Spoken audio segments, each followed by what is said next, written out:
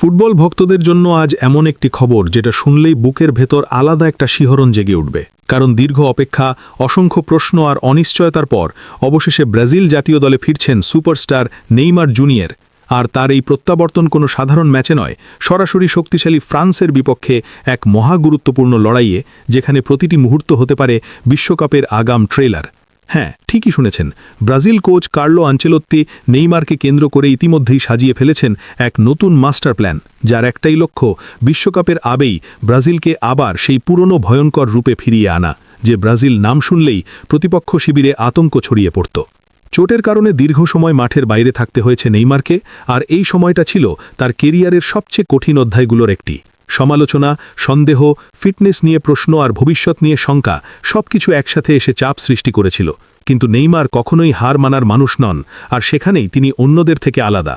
দীর্ঘ রিহাব প্রক্রিয়া, দিনের পর দিন কঠোর পরিশ্রম, ঘাম ঝরানো অনুশীলন আর নিজের শরীর ও মনের সঙ্গে যুদ্ধ করে ধীরে ধীরে আবার ফিরে পেয়েছেন নিজের পুরনো ছন্দ, যার প্রমাণ মিলেছে সাম্প্রতিক ট্রেনিং সেশনগুলোতে, যেখানে তার ফিটনেস, বল কন্ট্রোল, ড্রিবলিং আর মাঠে চলাফেরা দেখে কোচিং স্টাফরাও নাকি ভীষণভাবে মুগ্ধ। আর এখানেই উঠে আসছে ভক্তদের সবচেয়ে বড় প্রশ্ন, এই নেইমার কি শুধু ফিরছে, নাকি আগের থেকেও বেশি ভয়ঙ্কর হয়ে ফিরছে? কারণ ফ্রান্স মানেই কোনো সাধারণ প্রতিপক্ষ নয়, তারা বিশ্বমানের দল, যেখানে আছে দ্রুতগতি, শারীরিক শক্তি, দুর্দান্ত আক্রমণ ভাগ আর বড় ম্যাচ খেলার অভিজ্ঞতা। ফলে এই ম্যাচটা ব্রাজিলের জন্য যেমন চ্যালেঞ্জ, তেমনি নিজেদের শক্তি যাচাই করার এক সুবর্ণ সুযোগ।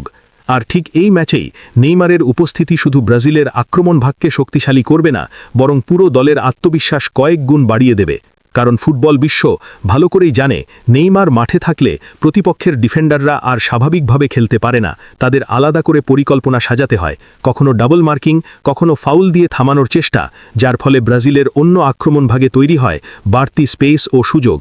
বড় খবর হচ্ছে, কার্লো আনচেলোত্তি নেইমারকে শুধু একজন নির্দিষ্ট প্লেমেকার হিসাবে ব্যবহার করতে চান না, বরং তাকে দিতে পারেন সম্পূর্ণ ফ্রি রোল, যেখানে নেইমার কখনো মাঝমাঠে নেমে খেলার গতি নিয়ন্ত্রণ করবে, কখনো উইংয়ে গিয়ে একের পর এক ডিফেন্ডারকে পরাস্ত করবে, আবার ম্যাচের প্রয়োজনে নিজেই ঢুকে পড়বে বক্সের ভেতর গোল করার জন্য।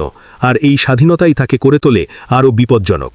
তার সঙ্গে যদি থাকে ভিনি জুনিয়র, রাফিনহা এবং অন্যান্য তরুণ তারকারা, তাহলে ব্রাজিলের আক্রমণ হতে পারে আরও দ্রুত, আরও ধারালো এবং সম্পূর্ণ অপ্রত্যাশিত, যেখানে অভিজ্ঞতা আর তরুণদের ক্ষুধা একসাথে মিশে তৈরি করবে এক পারফেক্ট কম্বিনেশন, যা যে কোনো ডিফেন্স ভেঙে দিতে সক্ষম। সোশ্যাল মিডিয়ায় ইতিমধ্যেই নেইমারকে ঘিরে তুমুল আলোচনা শুরু হয়ে গেছে। কেউ বলছে পুরনো জাদুকর ফিরে আসছে, কেউ আবার বলছে 2026 বিশ্বকাপের জন্য এটাই ব্রাজিলের সবচেয়ে বড় বার্তা। কারণ একটা বিষয় একেবারেই পরিষ্কার, নেইমার যদি পুরোপুরি ফিট থাকে, তাহলে ব্রাজিল শুধু ভালো দল নয়, তারা সরাসরি ট্রফির দাবিদার। এই প্রত্যাবর্তন তাই শুধু একটি ম্যাচের গল্প নয়, এটি ব্রাজিলের ভবিষ্যৎ পরিকল্পনার গুরুত্বপূর্ণ অংশ, যেখানে নেইমার হতে পারেন নেতা, অনুপ্রেরণা এবং ম্যাচ উইনার, সবকিছু একসাথে। প্রিয় দর্শক, আপনি কি নেইমারের এই প্রত্যাবর্তনের অপেক্ষায় আছেন? আপনার মতে ফ্রান্সের বিপক্ষে এই ম্যাচে নেইমার কতটা প্রভাব ফেলতে পারবে, কমেন্টে জানাতে ভুলবেন না। আর খেলাধুলার এমন সব বড় খবর, বিশ্লেষণ আর আপডেট সবার আগে পেতে এখনই আমাদের চ্যানেলটি সাবস্ক্রাইব করুন, কারণ সামনে আসছে আরও বড় চমক, আরও বড় লড়াই।